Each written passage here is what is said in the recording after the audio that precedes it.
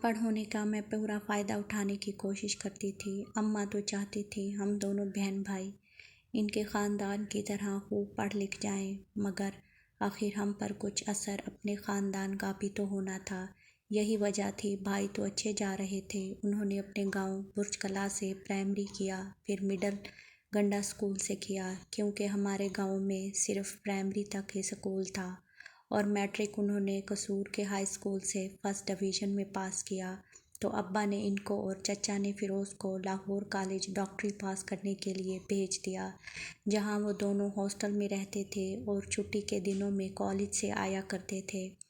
ہمارے گاؤں میں لڑکیوں کا کوئی اسکول نہ تھا اور نہ ہی گنڈا سنگھ میں لڑکیوں کا کوئی اسکول تھا، اس لیے اماں نے مجھے بیدیاں کے اسکول میں داخل کرایا تھا، جو ہمارے گاؤں سے تھوڑے فاصلے پر تھا، اور میں گاؤں کی چند دوسری لڑکیوں کے ساتھ وہاں پڑھنے کے لیے جایا کرتی تھی۔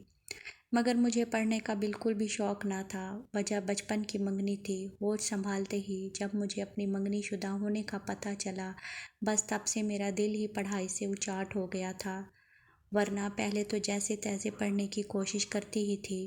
بات یہ ہے کہ میں ذرا نرم و نازک احساسات کی مالک لڑکی تھی۔ جب مجھے اپنی منگنی کا پتہ چلا تب میری عمر 13 سال کی تھی اور میں 7ویں میں پڑھتی تھی۔ میں ساری خرابی مجھ میں اس وقت پیدا ہوئی جب ان دیکھے منگیتر کی محبت پریشان کرنے لگی۔ جی چاہتا پڑھائی وغیرہ کو چھوڑ چھاڑ کر اڑتی ہوئی اس کے پاس چلی جاؤں، اس کو جی بھر کر دیکھوں، ڈھیروں باتیں کروں اور باقی سب کچھ بھول جاؤں۔ مطلب پڑھائی، اس کے خیالات میرے بارے میں کیا تھے یہ میں نہیں جانتی تھی، مگر جاننے کی شدید خواہش مند تھی۔ جب سے میں نے ہوش سنبھالا تھا تب سے وہ ہمارے ہاں نہ ہی آیا تھا۔ یہی وجہ تھی ابھی تک میں نے اسے دیکھا بھی نہیں تھا۔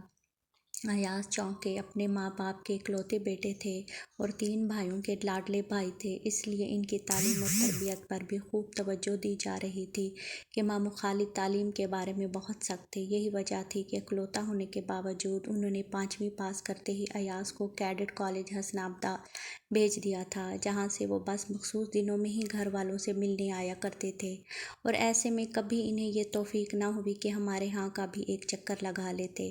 اپنی منگنی کا تو انہیں بھی پتہ ہوگا، مگر اس کو کبھی ہمارے ہاں آنا نصیب نہ ہوا، اور خود میں بھی اس لیے نہ گئی کہ مجھے لمبے سفر اچھے نہیں لگتے تھے، اس لیے ہماری بھی ملاقات نہ ہو سکی۔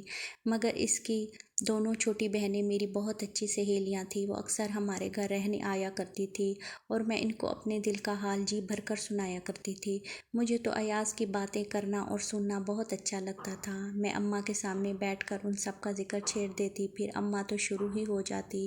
میں محبت سے بیٹھی سنتی رہتی اور سوچتی کیا وہ بھی میرے بارے میں یہی جذبات رکھتا ہوگا یا صرف اپنی پڑھائی میں مگن ہوگا، جبکہ میں اس کی محبت میں پڑھائی بھی بھول بیٹھی تھی۔ میرے دن رات اس سے ملنے کی تڑپ میں گزر جاتے تھے۔ اس بار ابا جب ماموں سے ملنے آئے تو بتایا خالد کہہ رہا تھا کہ ایاز اب تعلیم سے فارغ ہو کر آنے ہی والا ہے، اس کے آنے پر منگنی کی باقاعدہ رسم ادا کی جائے گی۔ یہ بات سن کر میں مارے خوشی کے ناچ اٹھی اور یہ بات اپنی سب سہیلیوں کو بھی بتائی تھی۔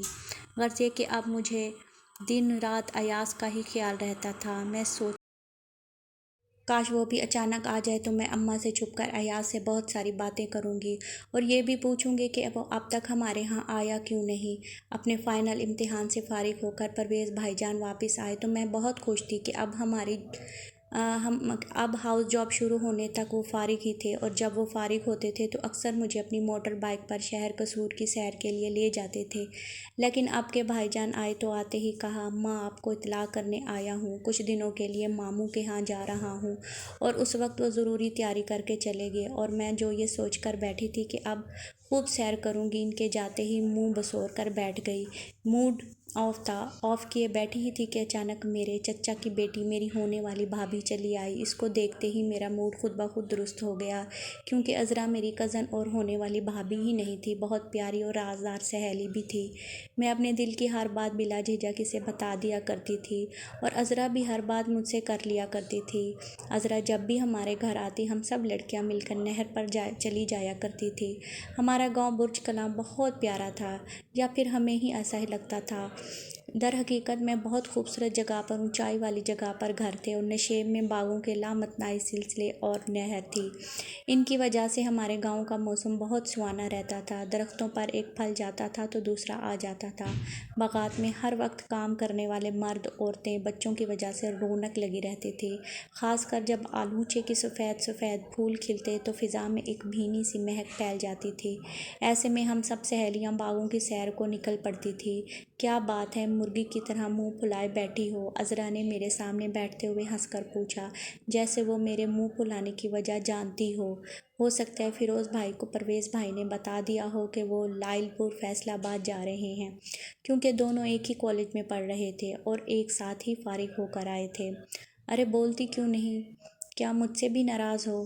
عذرا نے پھر پوچھا تو میں پھٹ پڑی۔